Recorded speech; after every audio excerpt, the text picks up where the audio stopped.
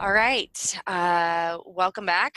We're going to start this second round of information sharing and talking and connecting things. Hi, Hextilda. How are you doing today? I'm doing good. How are you doing? I'm doing pretty good. Kind of eager. Yeah. Took us about 20 minutes to get this shit figured out. We'll get it. We'll get We will get it. it. New, but really, we are tenacious.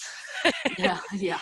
Non-stop. If we don't make it work the first time, we'll figure it out. So, Mhm. so glad that you're here doing this with me today. I'm glad And that you're ready to share. So it's exciting times we live in. it is exciting times we live in. Very, very interesting. Very fucky with some serious high potentialities of amazing realities. Mm-hmm. Oh, for sure. Okay, so in our last talk, we our first talk too, Mm-hmm. we discussed how it is that that we were kind of relating this whole these memories and people stabbing themselves with a pencil or others stabbing them with a pencil, or Yeah. it started being this almost birthright type situation that we were seeing being played out online suddenly. and and we didn't quite go into much detail on that, but there was the screenshot from Instagram. I think everything really originated from Twitter, and then BuzzFeed picked it up, and so it's like Right. Yeah. it was one of these things where it was like, okay, so if that isn't the universe saying hello, open your mouth and say something right now, I don't know what is. Right. Yeah. I, So we just, I mean, I don't think we wrote it off or thought it was a small thing, but we weren't quite sure what to make of it. right. And then it kind of became a thing. So yeah, I think we need to follow this path and see what else it connects us with. Absolutely.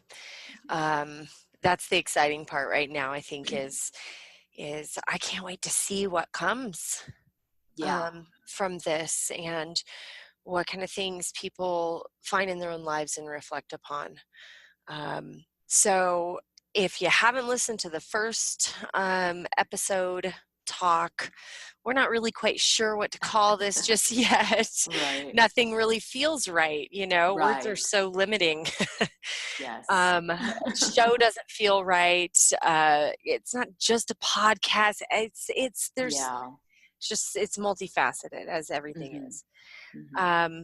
So anyways, let's I guess go back, and I'm going to start filling people in, I think, on how I got to this place. Yeah. Yeah. you know like the path that I was led down to give me some of these thoughts and make these connections, and how this all came about. There's no easy way to tell this, so I think I'll just jump right into it again. All right, so like I was talking about last time, I was about 7 or 8 years old when I kind of just woke up one day with this thing in my leg that looked like a pencil lead. And of course it's not really lead, it's graphite, but it looked like that. It looked like that color. It was dark. It was near the surface of the skin. It was shaped and about the size of a grain of rice. I could really touch it and feel it through my skin.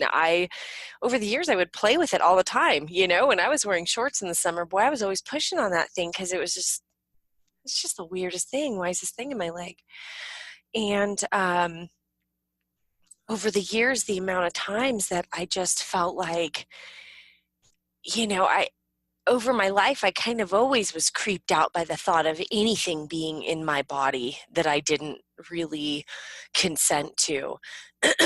and and I can see now why that is, why that was always a really prevalent, almost obsessive thought in my mind about, ew, it's in me, ew, it's in me, oh my God, it's in me, like there's something in my body. And movies that talk about that, oh gosh, that movie, what was it, Bug, I think, or something, with Ashley Judd, where she's got things crawling under her. They just, I get those sensations where it feels like there's something crawling on my skin and there's nothing there. They're in certain places, and this is another one of these commonalities that I hear from people actually, is the sensation of something sort of crawling on or under their skin. My sensation like that happens to be at my hairline, sort of at the top of my forehead, above my temples. Um, One side is kind of more prevalent than the other, but it's a very specific feeling. And it's one of these things where you want to slap I always think I'm just going to smash a bug right there on my skin, and nothing's ever there. I've had it happen to me when I was doing my makeup, looking in the mirror, and it just like, I don't know, it's just interesting. Um, Anyways, so, over the years, as I said, I would try and dig this thing out of my leg. There's no reason I shouldn't have been able to dig this thing out of my leg. It was right there by the top of my skin. And it just makes no sense that I shouldn't have been able to dig that thing out. I would use a razor blade or an X-Acto knife, and I would cut it open and have a pair of tweezers. And I mean, you could see that it was right there, but it would almost be like, it's hard to explain. In a way, it looked like it was going deeper in my leg, but really it was just disappearing. But I think it maybe is how my brain was interpreting that, because I couldn't comprehend how something could dematerialize in front of my eyes like that. Um, I mean, as I said, I was 7 or 8 when I noticed it in my leg. And when my stepmom asked me about it, I said, "Oh, she said, what is that in your leg?" And I went, "I don't know. It looks like a piece of pencil lead. Maybe I stabbed myself in the leg with a pencil." And I actually did say maybe. And I did that motion with my hand where I, had sort of a fist and was stabbing myself in my right thigh with my right hand, because I'm right-handed, above my knee and my thigh. I immediately rejected the thought and said, well, maybe somebody else stabbed me with a pencil, because I wouldn't do that. But, again, I was like, no, nobody else stabbed me with a pencil. I would know that. But it's still the only explanation that my mind had. And I was still, every single time I thought about it or talked about it, my hand would automatically do this motion. And, I spoke with my brother about it growing up. It was more in our, late teens, I think, when we really started getting into those kinds of conversations. But, um, I just always had, in general, a sense that I was not in my bed at night. I relate this in 2 different ways now, but it really began like I felt like I was being taken out of my bed at night, and I can't say specifically by who or what, or I had no idea what that really meant. Um, and it's still not completely clear in all situations. But it was just a sense of there's more happening with me. And I was a highly intuitive kid, so I had a lot of reasons to kind of think this way. And I can go into some of those things later, but in order to stay on track, we'll just power forward now, but as I got older and it was still in my leg, and I was in my early 20s, that's when this thing kind of, at least in my awareness, as far as I remember, my brother telling me that this thing showed up under his eye, which had no entry wound, and looks like a hunk of metal to me, or a rock or something, but it's almost too square and chunky to be a rock. It's too symmetrical. It's really incredible. um, and so we had these discussions, um, but but I don't think that I really gave it the respect that it deserved. Certainly looking back. But it's interesting that we did always have those conversations and that connection. And, um, my dreams have also, a good portion of my life, backed up the intuition, the feeling that I was being taken at night sometimes. And sometimes traveling on my own as well, and all these different aspects. But um, anyways, as I got older, just before I got pregnant with my firstborn, my son, who's 20 years old, um, it just disappeared. I woke up one morning and it was just gone. And that just blew my mind, because I tried to carve it out of my leg for so many years. And it just seemed gone. Um, and I, moved on with life, as I was doing anyways. And years and years later, I began getting these sensations in my left shoulder blade, feelings of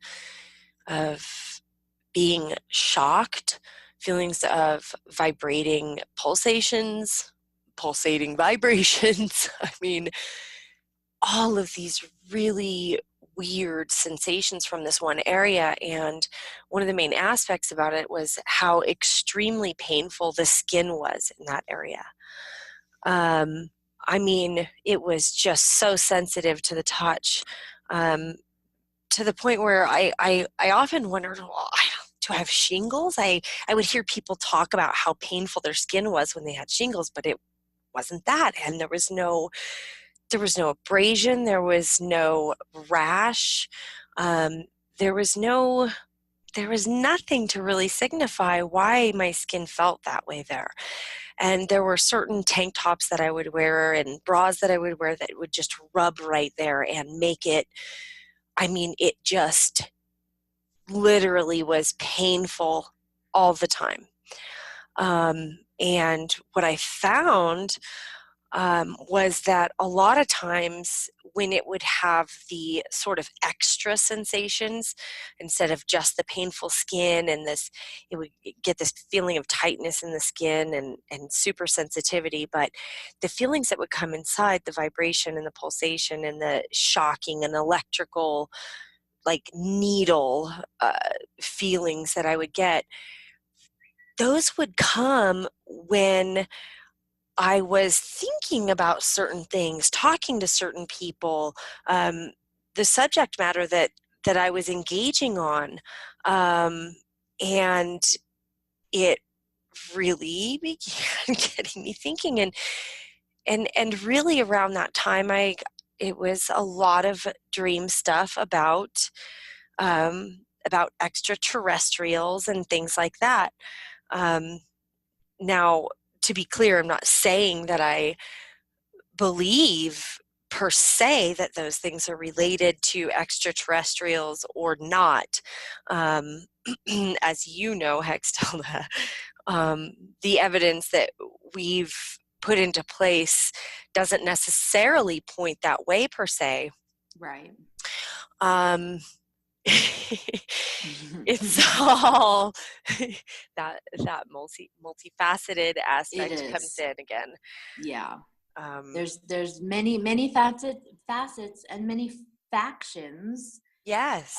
of humans, as well as things that we maybe don't quite understand yet. Right. Um, but you know, there, who knows?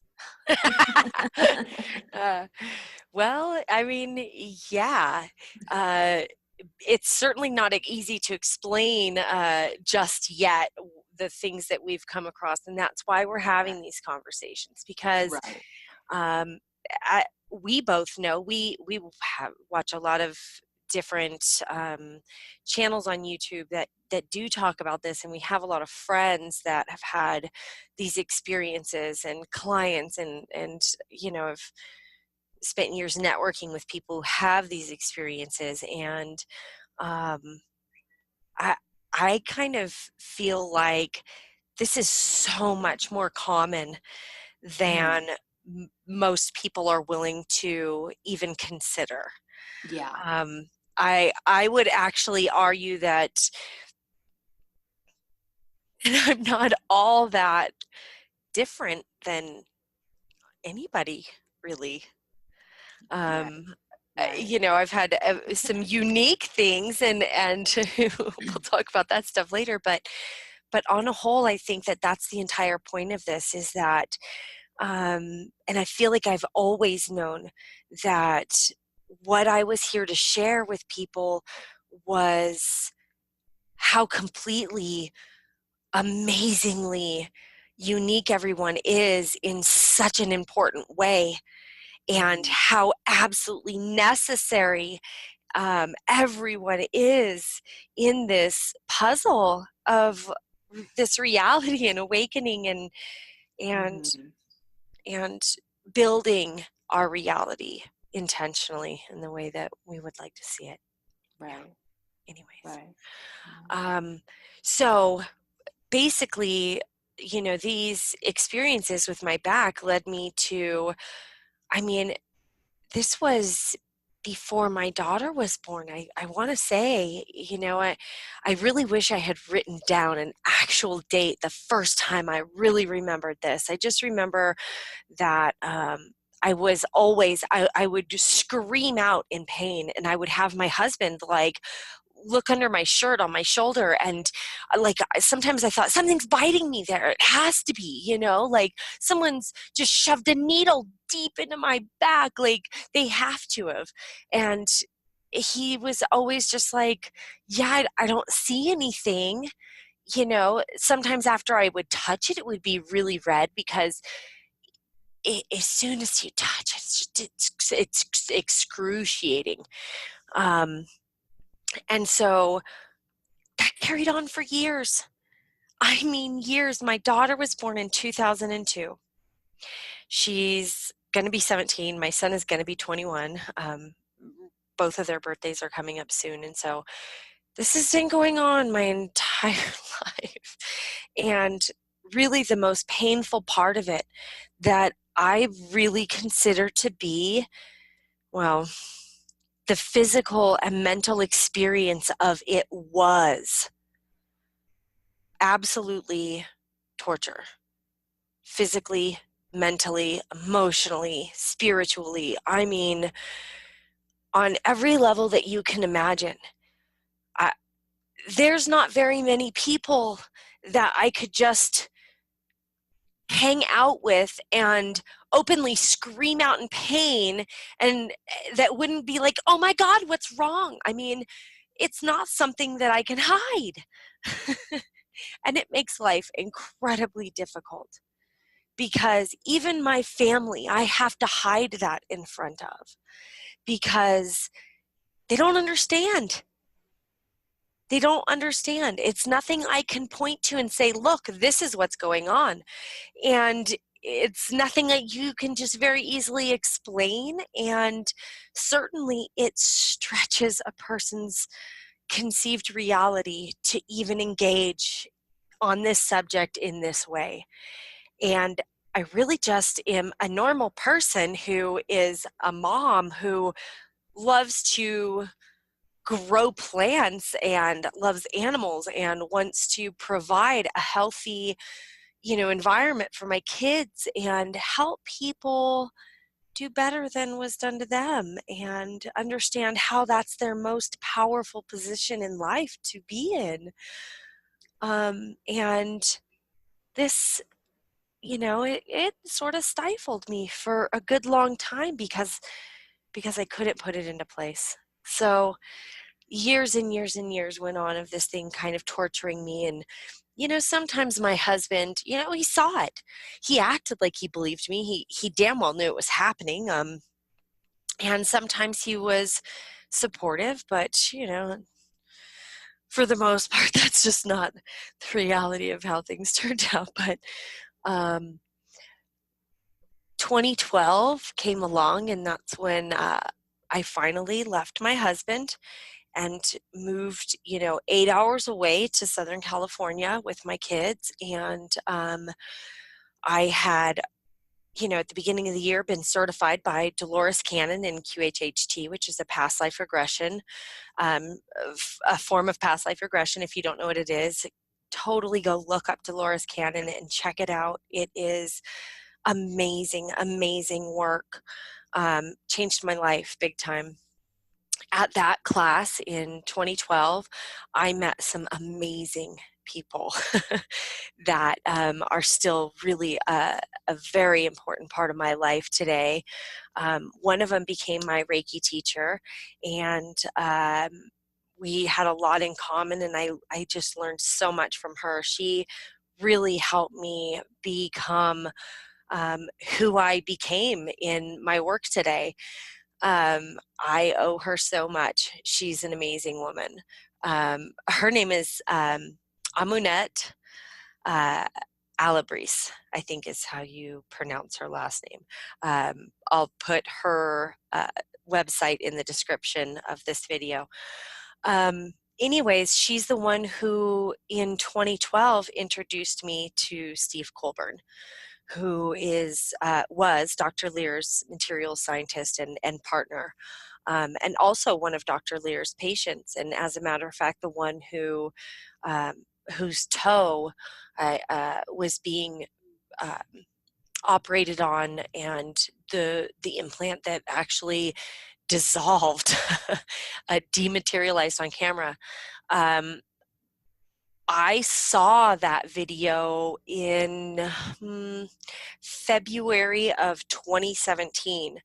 I have not been able to find the video again since then. It's been removed, and I'm going to see if I can get a copy of that from him, because it is absolutely astounding and amazing, and deserves to be seen and shared, because it's just astounding. I do have a magazine somewhere with an article on it as well, but I'll try and find that also, and we'll get pictures of it up on the website if possible.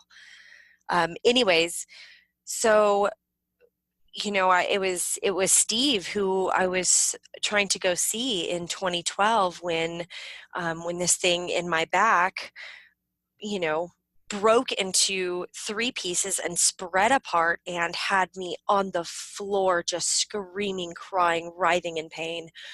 And as I said, the clutch went out in my car the next day. I was never able to go see him, and we didn't have our appointment for him to scan me.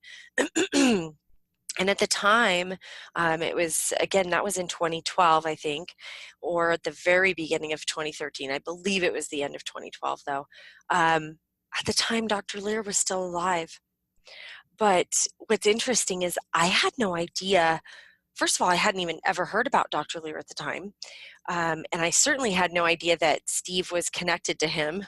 Didn't know who he was. But over the years, Steve and I kind of stayed in communication, and and through our conversations, he did tell me that he worked with a doctor who removed these things. At the time, I was so not ready to have this information. I thought I was. I wanted answers, but I couldn't have dealt with it at that time mentally. I was recovering from a 20-year failed marriage where it was extremely mentally and emotionally abusive.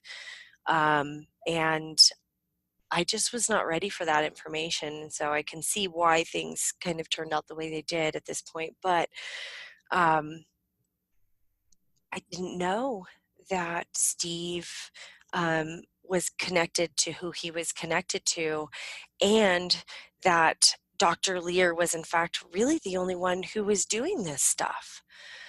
So in 2013, I had to leave the house that I was at in Southern California, and so I moved back up here to Northern Nevada and to Reno, Nevada, and that's when I started practicing more with, pulling together the way that I connect with people now, and the really whole way that I address life for people through my business, which is through hypnosis and energy healing, as well as intentional creation coaching and intuitive guidance and coaching, and teaching people how to really live intentionally through their energy, because they're doing magic all day, every day, creating their lives. So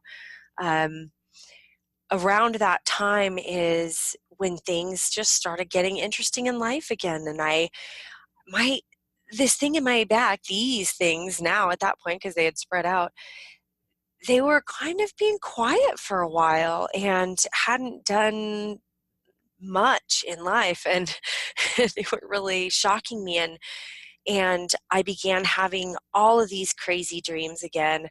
Well, I always have crazy dreams, but they were just really off the charts crazy. I had this dream where my daughter my daughter came in the house, and she was really worried because she went to lock up the chickens and they weren't all there, and she wanted me to go out and count them and lock them up. And this dream took place in our old house where I lived with my husband and my kids for 13 years in a little town called Portola, which will become relevant later.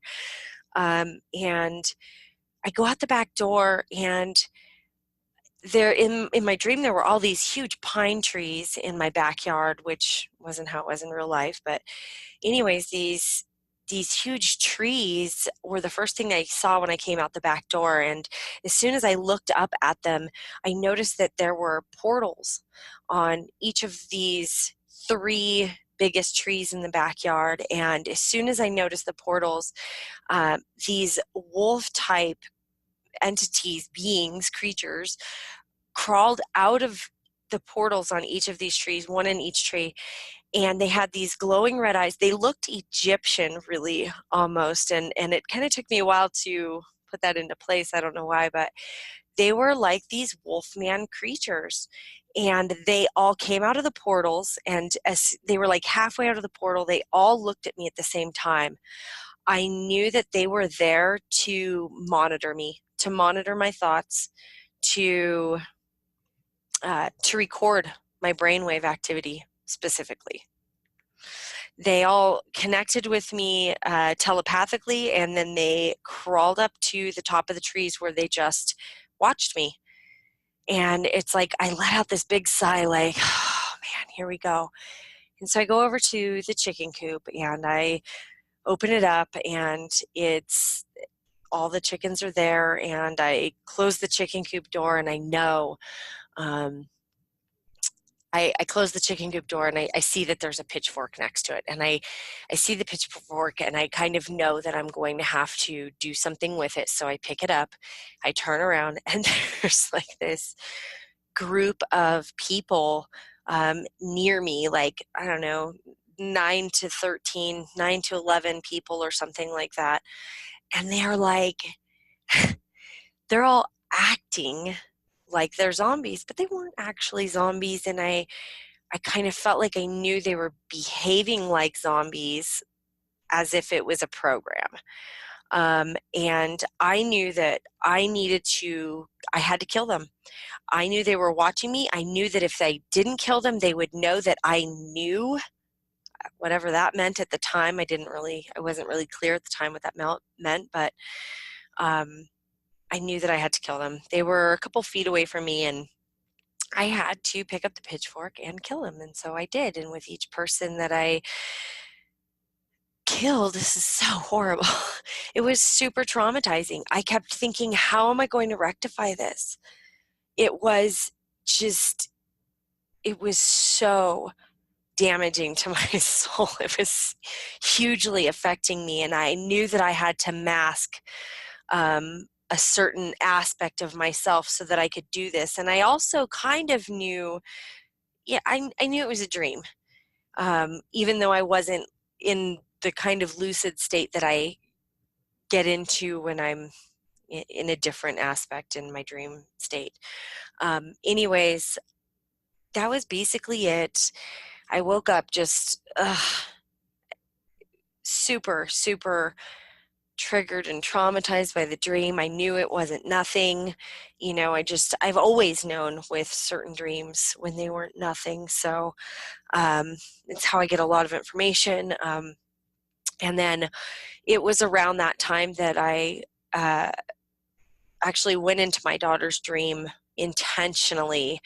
And we were having a shared dream experience where where she was sort of filling something out or taking a test, and she dropped her pencil, and I was trying to get her pencil and hand it to her. And as I was doing that, I was grabbing at her leg in real life, and I woke her up. But in that experience, uh, she was sleeping with me in real life, next to me in my bed, and I woke up, and without opening my eyes, with my third eye, I saw her sleeping, and I knew that she was dreaming, and I knew that I wanted to go in there on purpose, and I touched her and went into her dream on purpose. And then that's what I saw, was her taking this test and dropping her pencil, and I was trying to hand her a pencil. So when she woke up, when I woke her up, she was like, "Mom, God, what are you doing?" And I was like, "I'm so sorry. I was trying to hand you that pencil." And like, I mean, she was tripping out. She was like, "How the fuck did you know that?" It was crazy. But and I've had shared dream experiences with other people, but that was the first time that I intentionally did it that way, consciously. And it was around that time that my implant started really, I don't have anything else to call it, to refer to it as. So that's, I mean, because it's not a natural thing, period. But around that time, it kind of started chiming in life again. And so uh, this is where I'm not really sure what I can say on certain things, and what I should say actually with certain people that are connected in this way, and how it is that certain aspects of these things came into light in my life. And I should probably start getting a little more permission from people to kind of bring them into my story. But it was a person who is interviewed by Carrie Cassidy in Project Camelot, who claims to be a first-generation super soldier. And he's a person that I connected with on MySpace just so many years ago. And when I saw his interview, I just, for whatever reason, I just was impacted to the depths of my soul, and I couldn't understand why. Besides, I was, fascinated. I knew that this shit existed for some reason. And that was kind of in my early days of being led to these programs and understanding that stuff was real. But it's something I always felt was present in my life, and I couldn't explain it. And I downplayed it because stories like his and the way that they're portrayed seem so grandiose and not anything like anything I've experienced. And so I really, even though I was fascinated and we connected and spoke a few times and stayed connected over the years, on a few subjects, I always distanced myself from that kind of stuff because I mean, certainly at the time I was definitely more overweight, and I'm like, I'm a stay-at-home mom of two. Like I homeschool, and like the highest activity and action I'm seeing today is cleaning the chicken coop, like like cleaning up shit today. So I couldn't. It made no sense. It wasn't. It didn't connect to me. And around that time, that person messaged me, like actually within moments of my implant chiming in a powerful and painful way for the first time in a while. He messaged me within probably about 120 seconds of that happening. And I was like, what the fuck? Like, why is he messaging me now? And he's just talking about, coming to do a, a like a class, weekend course at my office. He and his wife were going to travel from a couple of states away in their motorhome, and he was going to do a self-protection magic course at my office. And so we kind of started talking about that. But I did kind of bring this up to him and go, what the hell, like, you're messaging me now and this happened. And I kind of gave him a little bit of this information, and then and we talked a little bit. And then I also reached out to Steve Colburn again, because it was obvious to me that it was time to start dealing with this subject again, and that it was starting to be relevant on every single level, because I started having all these dreams and kind of getting all this information, and then Stranger Things came out. And I started watching that, and it triggered me.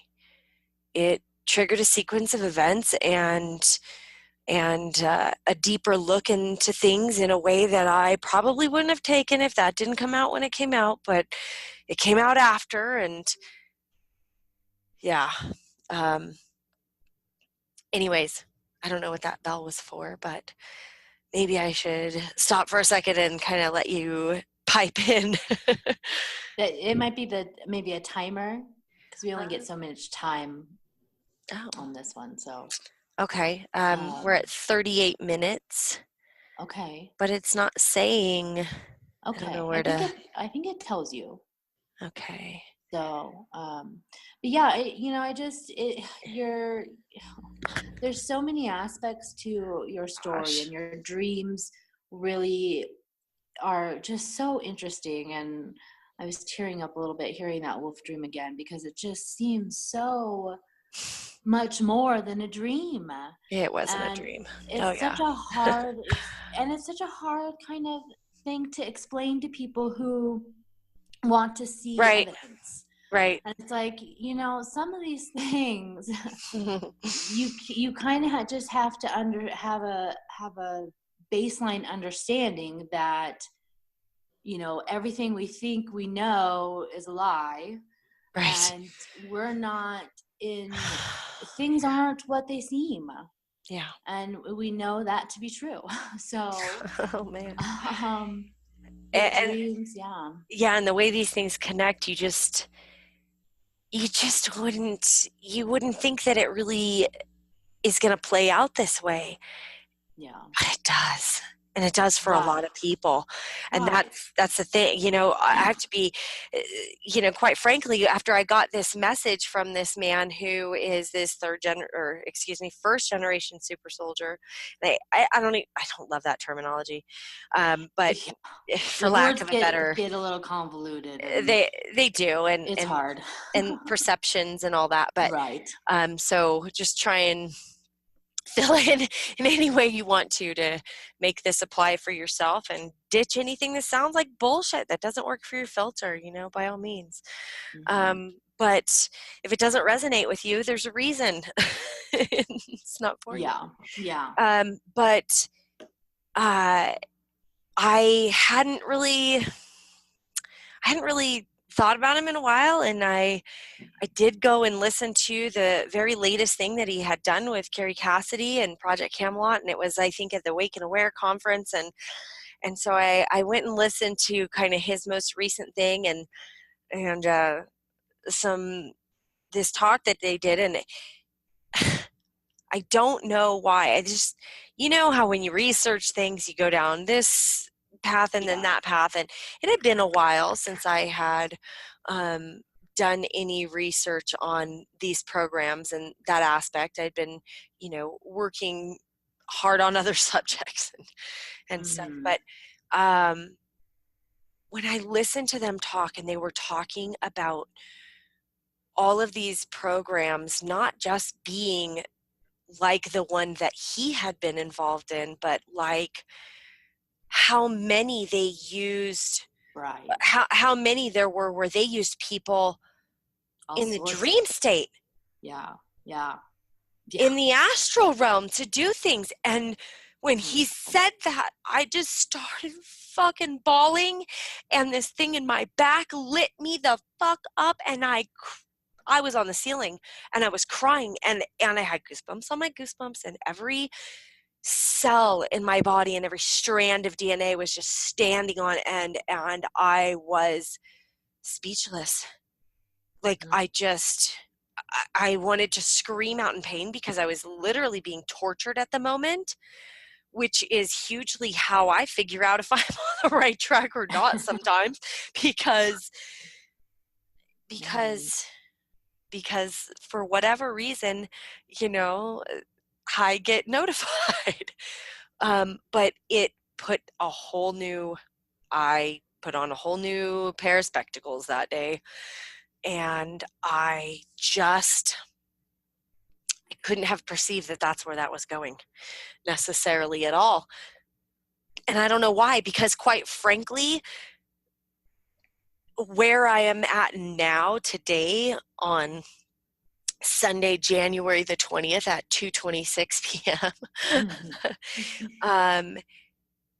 Is I realized that I literally had to cram my head up my own ass so hard not to see what I see now. Like, It's been a long time. Like, I've known you since 2016, and this entire right. time it's really been us discussing everything and how I mean, I don't know. I don't think you're still convinced that you're a part of this. It's our programming is so crazy strong. Like the structure Right. that is put into place for us to become the people that we become, to not pay attention to these kinds of things in life, to just Yeah. go to work, to pay your bills, to make Worry your about. kids go to school, to spend the few freaking hours that you get with your kids doing fucking homework instead of telling them how amazing and smart and intuitive they are, and putting your feet on the earth and going outside and growing a garden and holding lizards and fucking raising chickens and like breathing Yeah. Yeah. instead of worrying. Mm-hmm. It's living in a whole way, and it's not necessarily because money is so evil. And I hate this game where we trade money until we die. Trust me. The Loved trade that paper, meme. yeah. Trade paper, yeah. Oh my god, until we die. This game sucks. I'm like, it feels like the baby shower game I played at my sister's baby shower. That was the best baby shower ever, by the way, the other day. But as soon as I started the game, I was like, oh fuck this, I lost. Like, it's like that to a certain degree, even Right. though I love the idea of what we can do with money too, and it is just energy, and we really do need to connect with it in that way and realize what a God creator you are, and call the God creator money into your life that is there for you to create what you want to create. So it's this new relationship that we're all going to be having with that, Mm-hmm. while we realize how needless it is, so that we can move on to better systems. It Yeah. doesn't have to be one or the other. We are constantly presented with two freaking choices, and those aren't choices. Yeah. So, and what I loved about my sister's baby shower was it's so fucking profound, was this game that her best friend threw together. Was how many M&Ms in the jar? This is like one of my favorite friends that she has, by the way, who's just super smart. And I'm like, this is why I love you. And so the game was how many M&Ms in the jar? Well, I look at the jar and I'm the first one to instantly go, those aren't fucking all M&Ms. What do you mean? And this is it in life. The question's a fucking lie. Okay. It's like, but we have to go to school for a really long time so that you don't look at things that way. Yes. You're not allowed to say in school when they're teaching you about Columbus that entire thing is every aspect of everything we're taught is a fucking lie. Yeah. And it's like, that's why every single moment and hour of your life is eaten up with shit that doesn't matter so that you don't think about these things. Right. So that you shut up and go to work, shut up and vaccinate your kids, even though a live vaccine causes the brain to swell within seconds. Fine. Want to talk about mercury and okay, maybe it's in some, maybe it's not. Okay, it doesn't matter. I don't care. Just read the ingredients. Come on. It doesn't take a doctor to tell you that formaldehyde doesn't belong in a baby's body and that there is no reason to introduce hepatitis to a brand new baby's body through their bloodstream, which bypasses their entire immune system. That doesn't take, you don't need a doctor to tell you that that's not natural or normal. So if people just had permission to think for themselves in life and look at things in their own way, however they see fit, like you're smart, like people are smart. And if they just thought they were smart, we would live in a different world. So, off on tangents, because I do. But this is the point about all of this. I just never even looked at my life through those glasses at all. And as soon as I listened to that Project Camelot, Awake and Aware, whatever it was, with the person who I'll have to probably, I don't know if I need his permission or not, but we're just going to leave it out for now. And so I contacted Steve, and I was also talking with my good friend in Southern California, who I also met in this subject matter, who probably does not mind me mentioning his name, but I will get his permission too first, just to be, respectful. All of these things were coming into view in a whole different way. And I was really starting to realize how much physical evidence I had of things that I didn't even realize that I had. Documentation of all kinds of things and how things tied together. But we are not programmed to look at our lives these ways. So we think we have nothing. And until you just start having these conversations and looking at things in a different way, you think you got nothing. And so as soon as I started talking with Steve again, I was like, all right, I got to get to Southern California and see you. And as soon as we started having those conversations, boom, I broke my foot. And it was like, okay, I tried to just power through it and be like, fuck that. I'm a badass. I meditate through pain. I pushed out babies, and it didn't work like that. I broke it bad. Way bad, and my ignoring it made it worse, and I ended up on crutches for over 6 months. I mean, I really couldn't walk well for like a year. It was a huge setback, not just physically but mentally, because when that happens to you, and I didn't have any other, well, that's not true. I actually had a couple of really good friends. One of them who just was a freaking trooper the whole time, who helped me do anything I needed to do. He's amazing. But for the most part, like, I didn't have family showing up to help me. My ex-husband didn't show up to help me in any way, shape, or form. He actually made life extremely hard during that time, as usual. And if it weren't for my kids, I don't know how I would have even survived that. And at the end, actually at the beginning, I was doing an 8-week juice fast. So that kind of made it easier in a certain way, because I had no way to get food anyway. So anyhow, I wasn't able to get down there and get the scan done, and it took me all the way till January of 2017 before I actually was able to make my way to Southern California and to see and meet Steve Colburn in person at his home, and to get this scan. My daughter ended up coming with me, and it was surreal because the whole way there, all I could think was, almost no matter what I find out here, neither of those things are going to be amazing. There's no explaining it away, period. Either he finds something in me and I'm going to be like, oh my fucking God, there's something in me, and all of that is confirmed, or he doesn't, and I'm like, I'm not crazy, there is something in me. And it was just like, it was just hard. And there's nobody you can really talk to about that. And as much as your best friends, can support you, some of them really, this is a lot for you to ask a person to consider.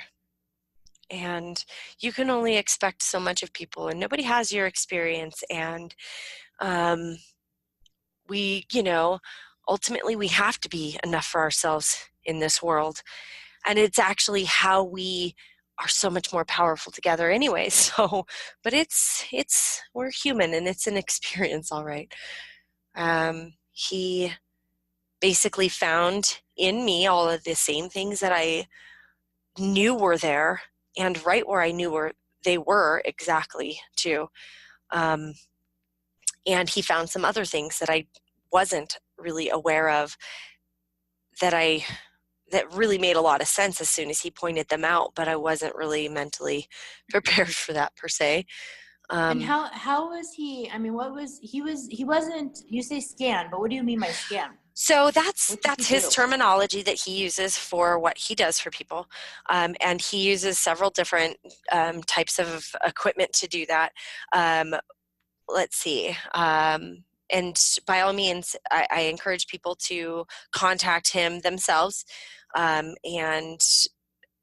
get his services if they feel they have these experiences, as well as contacting us, because now we've got quite a team and some pretty cool capabilities to detect these things and get different stuff. And quite frankly, Steve has different abilities than we have right now. So what he used a stud finder, which blew my mind. I'm like, oh my God, I waited all this time for you to use a stud finder on me. He used a RF meter. He used I believe it's called a Gauss meter, which basically gives a magnetic reading. He used a Geiger counter, which is, for detecting radioactive materials.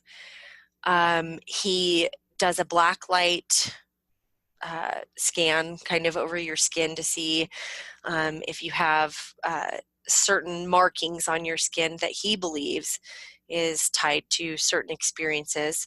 I'd like to do, we've talked about this, we'd like to do some more studying of that, and kind of do some baseline readings on that and stuff as well. But let's see, what else does he use? Am I missing anything that you remember right now, actually? Did he use something with the sound thing? I don't remember, but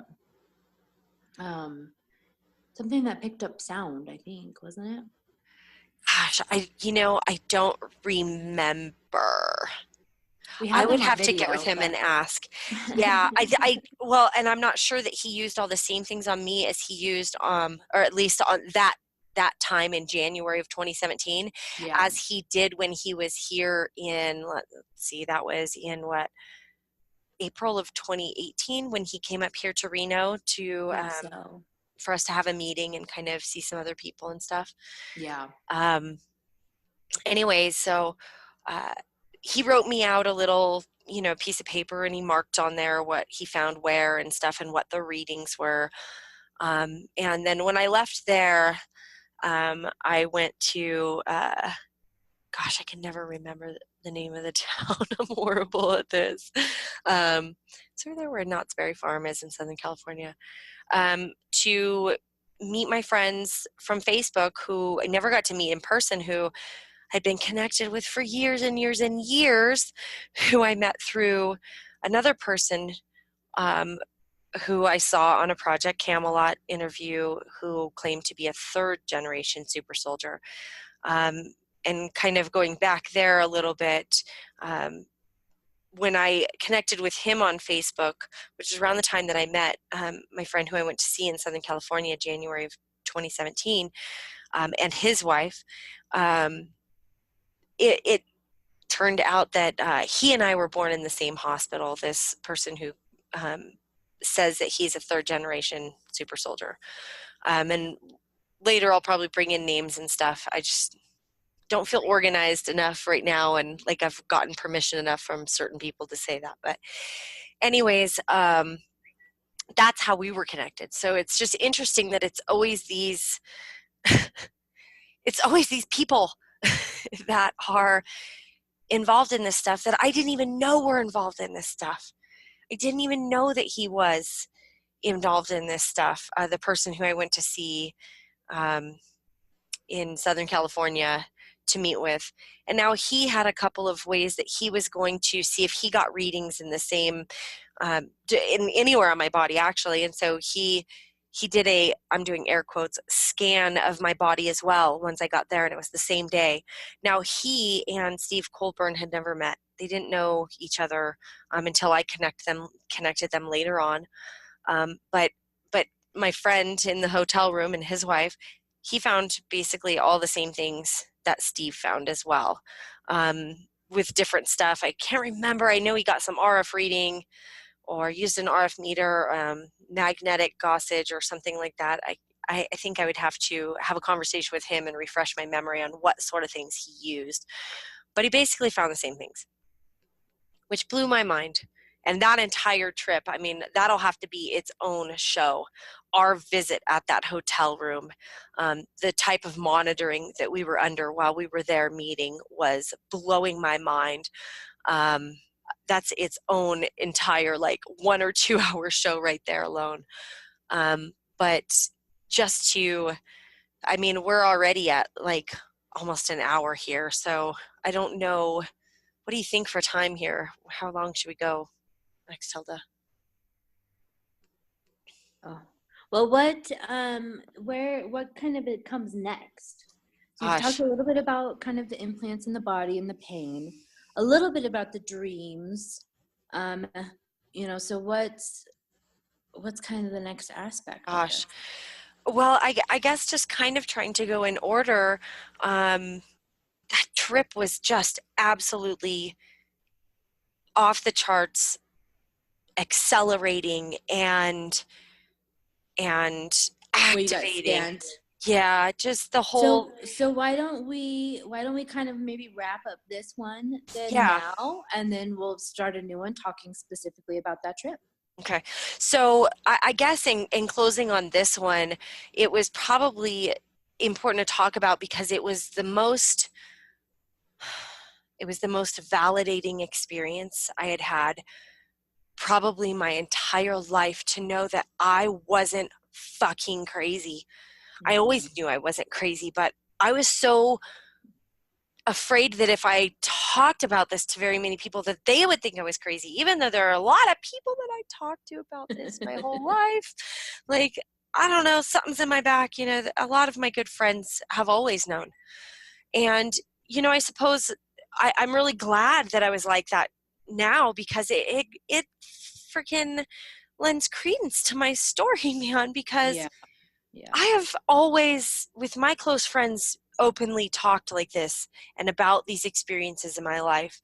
One of those people is my best friend from kindergarten, who I share a brain with. I call her my wife. We're not gay. She's married. But she's my other half, man. She is my other recorder. She has been here for these extraordinary experiences my whole life, and has seen them and has been like, Rachel, that's not like, remember this, this, and this, and how it happened with that. And like, and sometimes is reminding me, oh yeah, oh my God, how did I not remember that and put that into place that way, and how that, and it takes a lot of us to kind of come together and have these discussions to see things that way sometimes. So there's just a lot of value in that. And that trip was life-changing. We came down and I stayed at my dad's in the high desert and went to visit Steve, and then went to, oh my gosh, why can't I remember the name of this place offhand, where Knott's Berry Farm is. I have no idea. It feels like it matters. I don't know, for some reason. But anyways, went there to meet with my friends. We'll say J and N, first initials for now. Him and his wife, who I'm sure I'm going to put on blast any second, because I can't wait to bring them into this and get them talking, because they're just fantastic. Anyways, and then we went back up through Vegas, where I got to see my other best friend, V, we'll say. And it was extraordinary, because the whole time it just blasted my crown and my third eye chakra wide open. The amount of psychic information that I began receiving on all of these subjects at that time was astounding. I really should keep better journals, like you always tell me, but I'm starting to more and more, and that's also some of the benefit in getting it documented this way. So yeah, got home, and I'm pretty sure that you and I met up not too long after that. So yeah.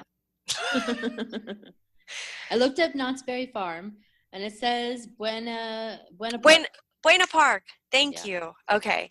So we went from Oxnard to Buena Park that day. And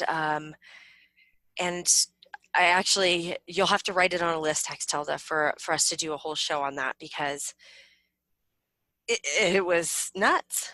And I definitely, these are some of the things that I think I want to document, because if people don't have context, then none of this really makes sense. So yeah. Anyways, maybe that is a good place to stop. And maybe then we can kind of pick back up next time, where we kind of started meeting and and talking about, this is where you were like, you got to document this. What the hell? Like, you got to document this. And I'm like, I don't want to be a spectacle. I just want to fucking grow a garden and like some organic food. Like, I want to play with my chickens all day. I know. But this is what's going to get us so that we can all do that if we wanted to. I know.